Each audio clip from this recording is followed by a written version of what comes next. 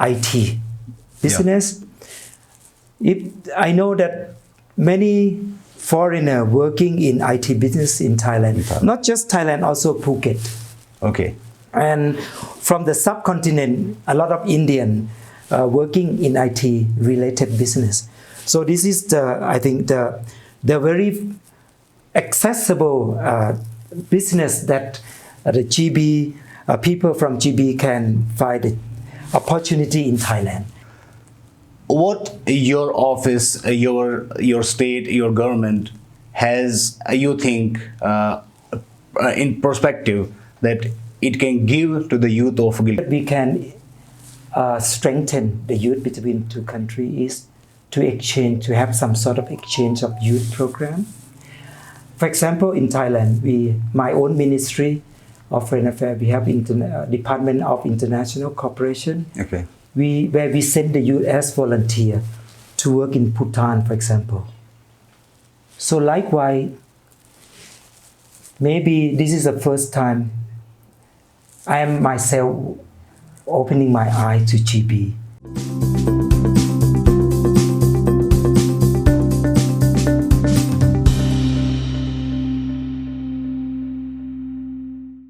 Welcome to the program, JUSTUJU.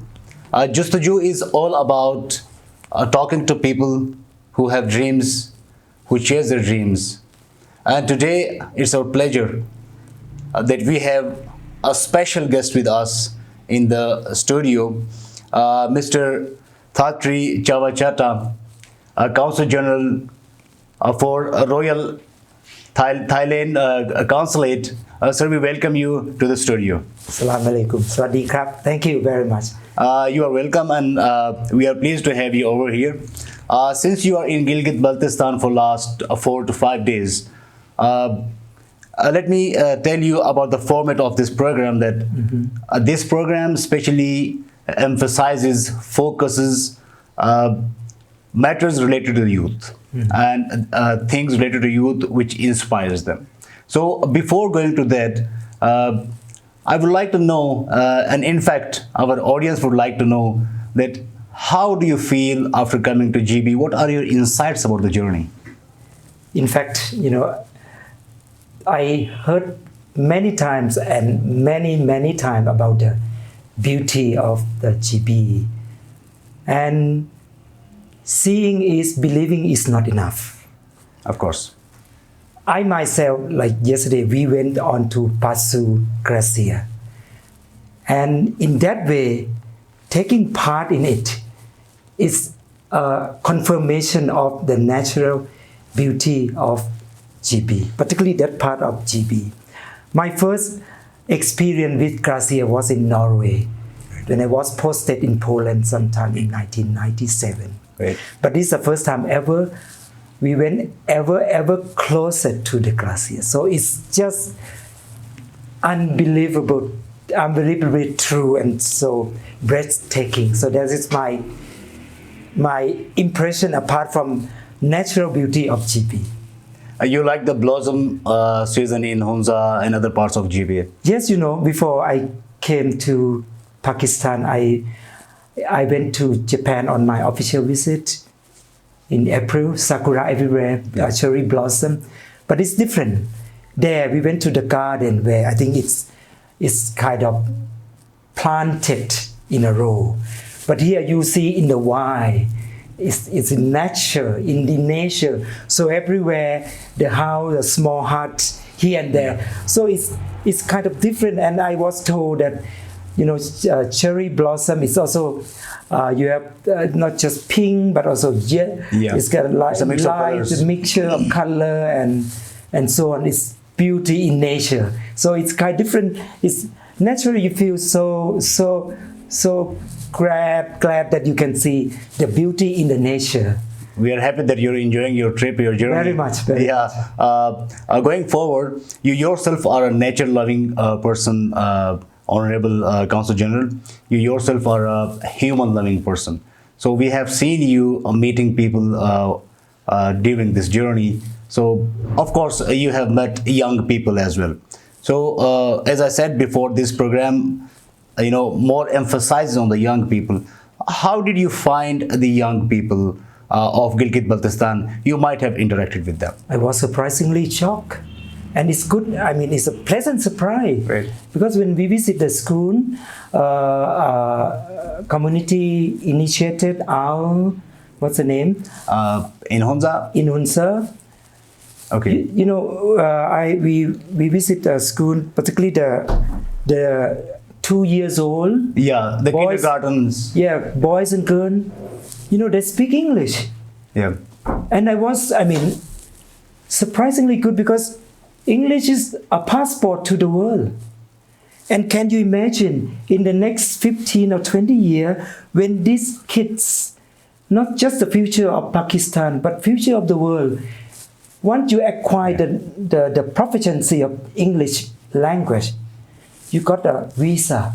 Yeah. First you got, you speak the language is like a passport. Yes. But once you are fluent in it, that means come with you is a knowledge, and that's the visa to the global world. Yeah. So that I was so impressed and was happy to have met them and participate in then a little kind of activities. Yeah. Thank you so much, Honorable Consul General. You are in Gilgit, you visited Hunza, and hopefully in future you will get the other parts of visit other parts of Gilgit Baltistan. So you are representing your government as well. So it's a business of give and take. Mm-hmm. Again, coming to the youth of the Gilgit Baltistan, again coming to the young chaps of Gilgit Baltistan. What your office, your state, your government has, you think, in perspective that it can give to the youth of Gilgit to the Gilgit Baltistan youth, and what you think you can take from the youth of Gilgit Baltistan? So it's a win-win. It would be a win-win situation and a give and take situation. I myself was an exchange student. That's great. Yes, I went to England at during my university time in Bangkok, and I realized this part of the program very important part of the youth empowerment. That's good. The way that we can strengthen the youth between two countries is to have some sort of exchange of youth program. For example, in Thailand, my own ministry of Foreign Affairs, we have Department of International Cooperation. Okay. Where we send the youth as volunteer to work in Bhutan, for example. So likewise, maybe this is the first time I am myself opening my eye to GB. So this can be suggested to my government where we can have a Thai youth to come here to spend 1 year, because we send a Thai youth to spend 1 year in Bhutan to understand the culture, the language. Great. And these people are the future ambassador of the two countries. Yes, of course. So I think this is very good program if we can have a kind of like Peace Corps in American sense, in Catholic sense. Yeah. We can have this student exchange program, volunteer program, where you can send the youth from here to study about Thailand, to live with Thai people, either in the north where we have a similar climate, or in the south where I come from, my hometown, where you have both sides of the Indian Ocean. Yep. So this is, I think, can strengthen the youth between two countries, and they are the future ambassador of the two nations. Yeah, I'll add another question. Your Excellency, you mentioned the youth exchange program. So can we categorize, can we define any particular areas like the government of Thailand would accept people or young people from Gilgit Baltistan in these certain areas? Can we specify any areas, or it would be open for all? Yes, I think because since you can say Thailand and GB is tourist, of course, tourism related countries. Yeah. So to begin with, and also we are, I don't want to say we are expert on tourism, but we are very keen. Thank you. Yeah. So then the youth, they may be interested in this area to begin with. Yeah. We can tailor-made a program where they can have exposure in tourism. And you know, nowadays, I remember in In 1987, we start with tourists amazing Thailand, visiting Thailand here, and it's just boom. That's great. It's become popular. So same thing, the youth can come and to study this tourism. Then we can tailor-make them what they can learn. From our experience in 1987, in a very short course for them, so that when they come back, they can utilize the knowledge, the exposure, the real experience they learn and they gain from Thailand back to GB. That's great. Thank you. Apart from student exchange or apart from these scholarship programs and study programs, what is the perspective for a young man from Gilgit Baltistan if he wants to go to Thailand, particularly to Thailand and generally to ASEAN to hunt a job or to do any business? So what would be those areas?